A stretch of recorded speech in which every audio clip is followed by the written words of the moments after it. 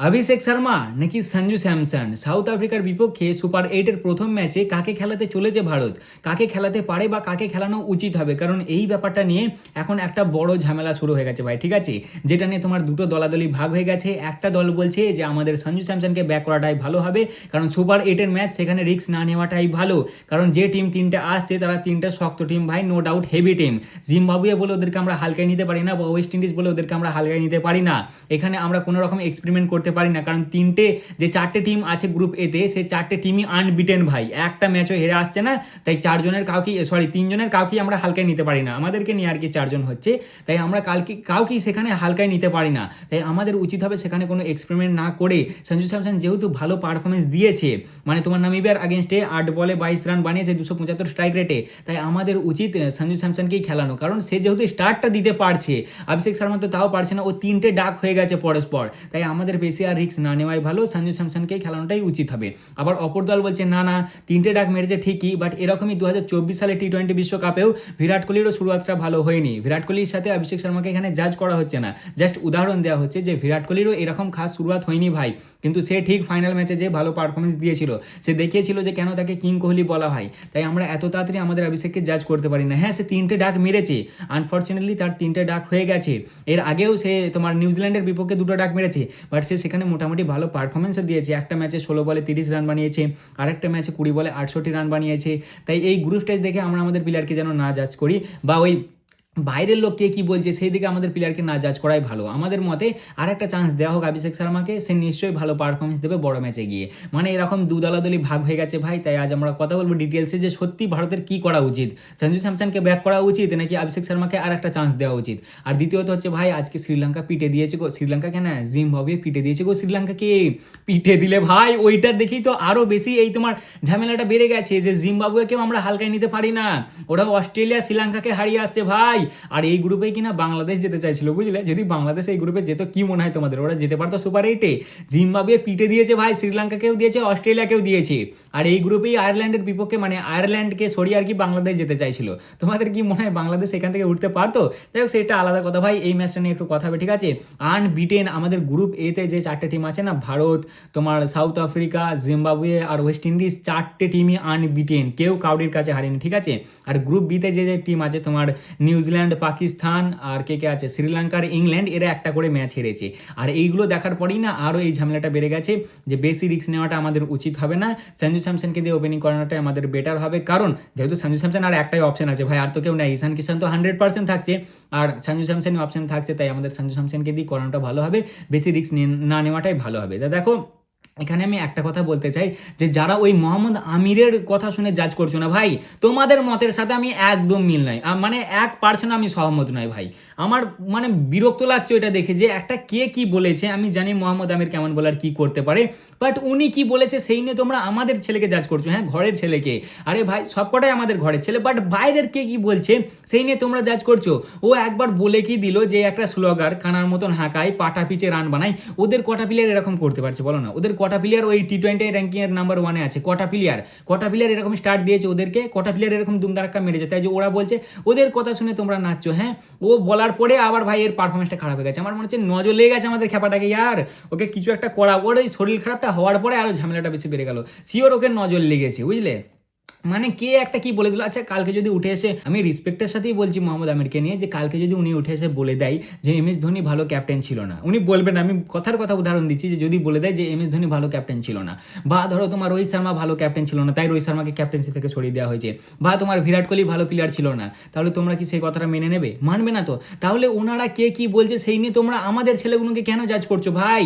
আমাদের মাথায় এটা রাখতে হবে যে আমাদের টিমের জন্য যেটা বেস্ট হবে, যেটা ভালো হবে, সেটা আমাদের জন্য করা উচিত হবে, ঠিক আছে। কারণ আমরা যদি টি-20 ওয়ার্ল্ড কাপটা জিতি, ওদের কথা শুনে জিতবো না, ঠিক আছে। আমাদের ছেলেরা ভালো পারফরমেন্স দেবে, সেই নিয়ে জিতবো। ওরা কি বললো না বললো ওদের কথায় আমাদের অত গায়ে মাখতে হবে না, ওরা যা বলছে বলুক, ওদের কাজ কাম নাই, ওরা বলবে, ঠিক আছে ভাই। ভালো লোকদের পেছনে এমনি একটু ঘেউ ঘেউ করে লোক এমনিতেই, ঠিক আছে। তাই ওরা কি বলছে সেই নিয়ে আমাদের ছেলেগুলোকে তোমরা জাজ করো না। এবার আসা যাক যে কি করা উচিত হবে ভারতের। দেখো, সুপার এইটের ম্যাচ, ঠিক আছে, এখানে রিস্ক না নেওয়াটাই ভালো, কিন্তু তারপরেও ইয়ার আমার মত আমার খালি মন বলছে যে অভিষেক শর্মাকে তোমরা আগে জিজ্ঞেস করো, ওকে ওকে জিজ্ঞেস করো যে ও কি বুঝছে। ও যদি বলে যে না আমার কন্ডিশন আমাকে ঠিক লাগছে না, একটা টাইমে আমরা দেখেছিলাম যে আমাদের রোহিতের সাইড হয়ে গিয়েছিল বিজিটিতে যে না আমার পারফরমেন্স ভালো আসছে না, তাই আমি নিজেকে বসিয়ে দিয়েছি। ওকে জিজ্ঞাসা করো, ও যদি বলে যে না আমার মনে হচ্ছে যে আমার দ্বারা হচ্ছে না বা সেরকম একটা মুড আসছে না বা পারফরমেন্স আসছে না, তাহলে তোমরা সঞ্জু স্যামসনকেই দিয়ে ওপেনিং করাও। আর না হলে অভিষেক শর্মাকে আর একটা চান্স দেওয়া হোক। ইয়ার এতদিন তো আমরা ওই ছেলেটাকেই মাথায় তুলে নেচেছি।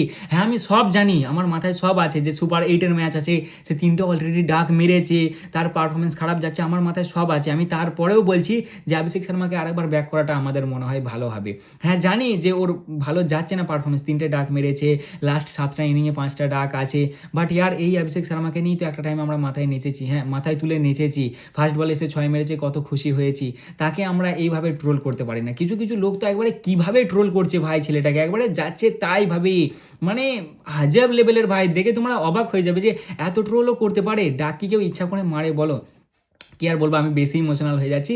যাই হোক আমার মতে বলে ওকে আর একটা চান্স দেওয়া ভালো হবে। এবার ওকে জিজ্ঞাসা করো, কারণ ওর শরীর খারাপের পরে না ভাই ছেলেটা আলাদা রকমের হয়ে গেছে, কনফিডেন্স ডাউন হয়ে গেছে, সেরকম একটা কোনো ভরসা আসছে না। কালকের ম্যাচটাতে আবার দেখলাম ভাই সিরাজের জার্সি পরে নেমেছিল, ওর মাথায় এখন এটা চলছে যে আমার জার্সি নাকি আমার জন্য ভাই আনলাকি, ও জার্সি চেঞ্জ করে নামছে। মানে ভাবো ওর নিজে শান্তিতে নেই 3টে ডাক মেরে, কিন্তু কি করা যাবে বলো, কি করা যাবে? সঞ্জু স্যামসন নো ডাউট ভালো প্লেয়ার, ভালো স্টার্টও দিয়েছিল নামিবিয়ার আগেনস্টে, কিন্তু এটাও মাথায় রাখতে হবে যে আমরা সুপার 8-এ যাচ্ছি। সেখানে নামিবিয়া নেই ভাই, সেখানে সাউথ আফ্রিকা আছে, ওয়েস্ট ইন্ডিজ আছে, আর তারপরে হচ্ছে তোমার জিম্বাবুয়ে আছে।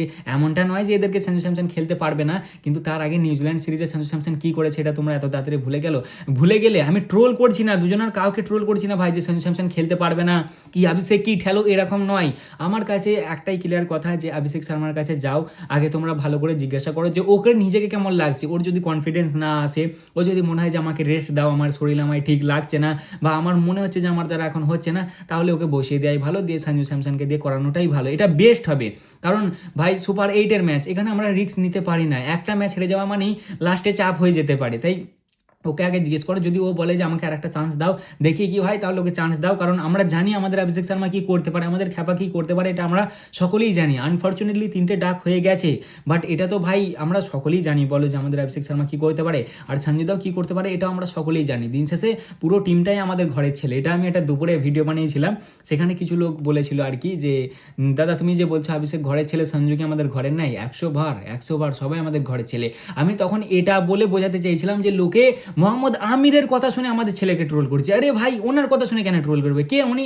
ওনার কথা শুনে তোমরা একে জাজ করবে, একে পাটা পিচের প্লেয়ার বলবে, একে আর কি তোমার বলবে যে এ খেলতে পারে না, কানার মতন হাঁকায়। ওনার কথা শুনে কেন বলবে? একটা টাইমে তো এর কানার মতন হাঁকানো দেখি আমরা মজা নিয়েছি। একটা টাইমে তো এই তোমার 16 বলে 30, 20 বলে 68, এটা দেখে তো আমাদের খুশি হয়েছে, আমার তো গর্ব করেছি, দেখো আমাদের কাছে অভিষেক শর্মা আছে।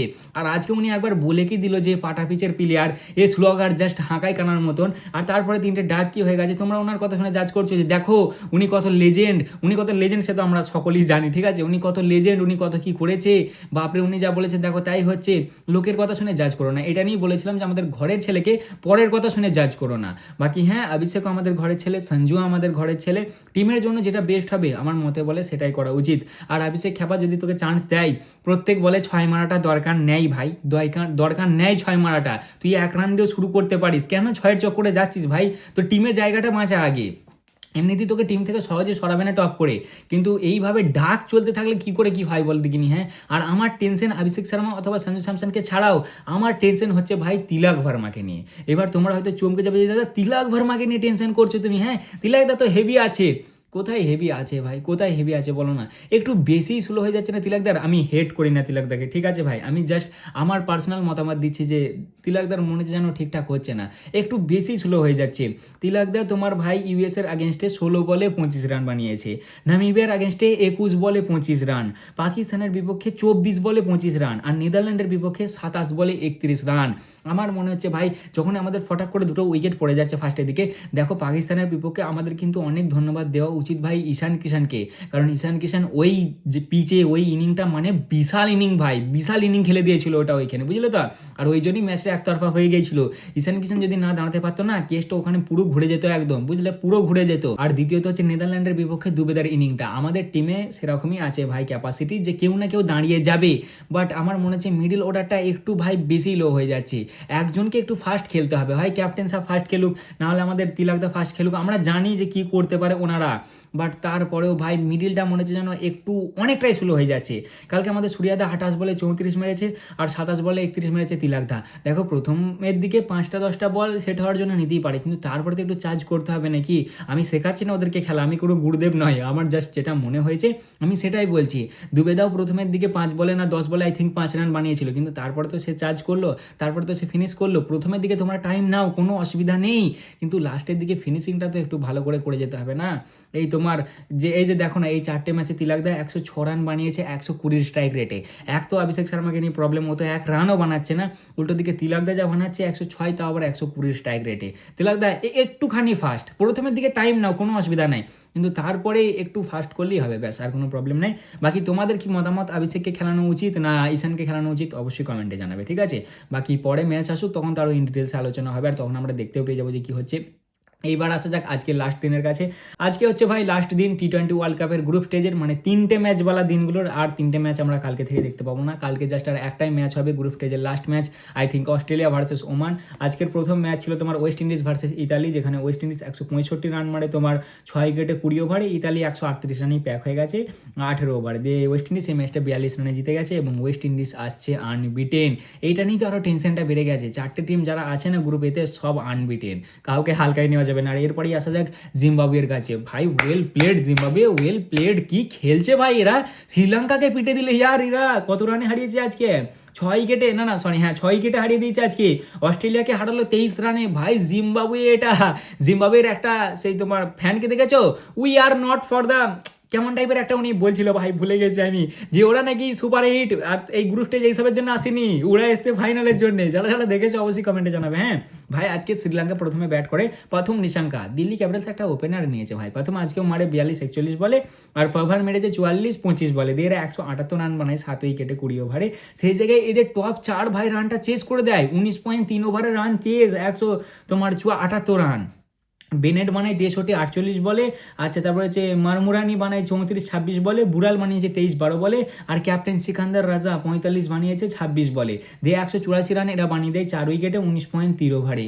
6 উইকেটে এই ম্যাচটা জিতে গেছে তোমার জিম্বাবুয়ে। ভাই কী লেভেলের খেলছে এরা, ভাবো। এইবার মজা আসবে সুপার 8-এর, আসল টেস্টটা আমাদের সুপার 8-ই হবে। তা মোটামুটি এই ছিল আজকের আলোচনা, কেমন লাগলো অবশ্যই জানাবে, ভালো লাগলে লাইক কমেন্ট শেয়ার অবশ্যই করবে, আর হ্যাঁ কমেন্টে তোমাদের মতামতটাও অবশ্যই জানাবে। তা আজকের জন্য এতটাই, দেখা হচ্ছে আবার পরের ভিডিওতে, চলো ততক্ষণের জন্য টাটা।